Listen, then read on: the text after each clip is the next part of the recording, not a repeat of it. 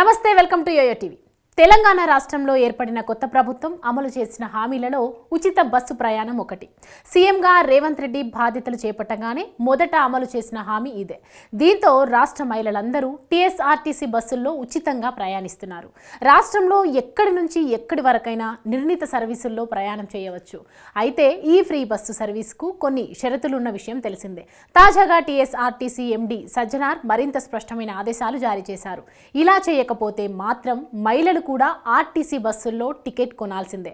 సాధారణంగా మహిళలకు free bus journey అనగానే అందరు మహిళలకు అందిస్తారని అనుకున్నారు. కానీ కర్ణాటక తరహాలోనే ఇక్కడ కూడా రాష్ట్రానికి చెందిన మహిళలకు మాత్రమే బస్సులో ఫ్రీ బస్సు జర్నీ అనేది కల్పిస్తారు. బస్సుల్లో ఎక్కిన సమయంలో మహిళలు తప్పనిసరిగా వారి ఆధార్ను చూపించాల్సి ఉంటుంది. వాళ్ళు తెలంగాణకు చెందిన మహిళలు అయితేనే బస్సులో ఫ్రీ జర్నీ సాధ్యపడుతుంది.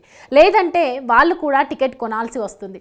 ఇటీవల కొందరు ఆధార్ చూపించేందుకు నిరాకరించడం, ఇంకొందరు ఒరిజినల్ కాపీ కాకుండా సాఫ్ట్ కాపీని చూపించడం చేస్తున్నారు.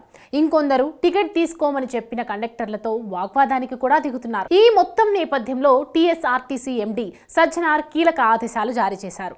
ఆర్టీసీ బస్సులో ఉచితంగా ప్రయాణం చేయదలిచిన మహిళలు ఖచ్చితంగా ఒరిజినల్ ఆధార్ కార్డును చూపించాలని కోరారు. అలా కాకుండా సాఫ్ట్ కాపీ చూపించినా, అసలు ఆధార్ చూపించకపోయినా కూడా టికెట్ తీసుకోవాలని స్పష్టం చేశారు.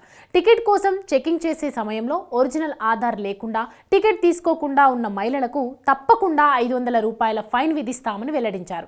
ఇకపై మహిళలు తప్పనిసరిగా ఆధార్ ఒరిజినల్ కాపీని చూపించే ఉచిత ప్రయాణం చేయాలని క్లారిటీ కూడా ఇచ్చారు. అంతేకాకుండా మహిళలకు ఉచిత ప్రయాణం వల్ల ఆర్టీసీకి ఆదాయం పెరగడం మాత్రమే కాకుండా బస్సుల్లో రద్దీ కూడా పెరిగిపోయింది.